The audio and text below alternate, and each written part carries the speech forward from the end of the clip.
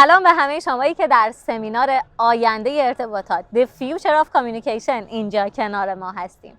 واقعا شما افرادی هستین که از الان آینده نگری دارین و مطمئنم که با خیلی از افرادی که در جامعه هستن متفاوتین و مثل همیشه بهتون افتخار میکنم.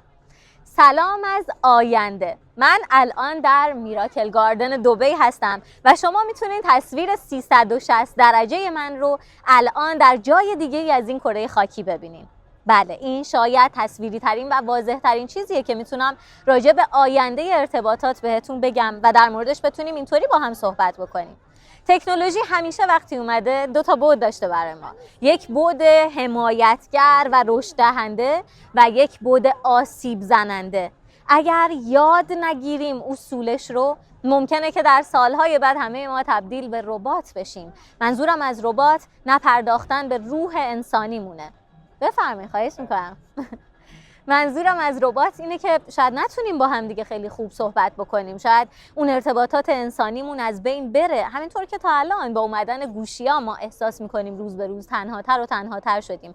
شاید توی قدیم همه دور هم میشستیم، با هم چایی میخوردیم، صحبت میکردیم، اما الان توی یک جمع 10 نفره هم دور هم جمع میشیم، همه تو گوشیامونیم، اما تو گوشیامون داریم برای هم محتوا میفرستیم و با هم صحبت میکنیم. بنابراین شکل ارتباطات به واسطه تکنولوژی عوض میشه. اما اگر من آگاه باشم این تکنولوژی برای من رشد دهنده خواهد بود.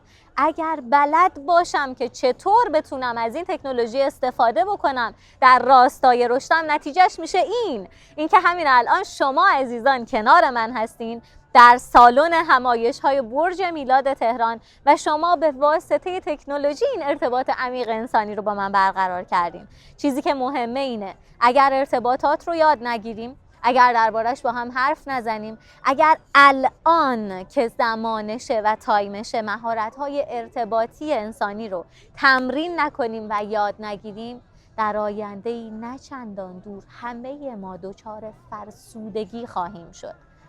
باید بدونیم که تکنولوژی درسته که میاد و درسته که تغییرات رو به وجود میاره، اما چیزی که مهمه روح انسانی ماست، انسان بودن ماست و حفظ ارتباطات ماست. میدونستین نوروساینتیست ها ثابت کردن که نورون های مغز انسان در ارتباط با هم دیگه است که شکل میگیره و رشد میکنه؟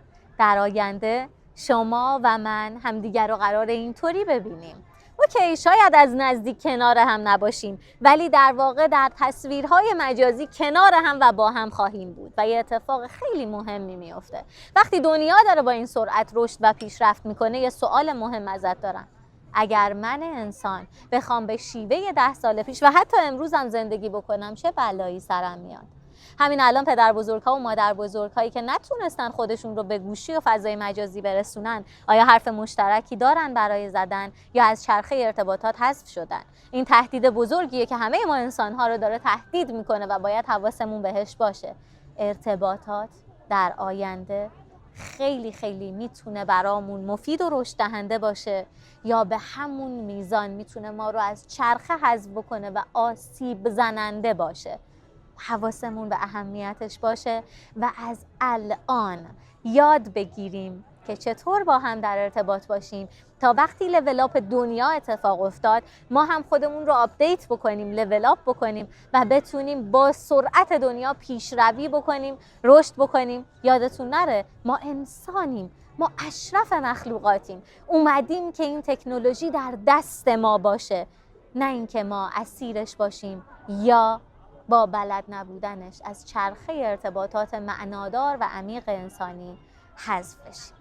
دلم میخواد تو این فضای 360 درجه اینجا خودتون رو تشویق بکنین که از الان به فکر آموزش دیدن و به فکر آگاهی هستین تا آسیب‌های ناشی از تکنولوژی رو بتونیم تو زندگیمون کمتر بکنیم. به افتخار خودتون، خواهش میکنم.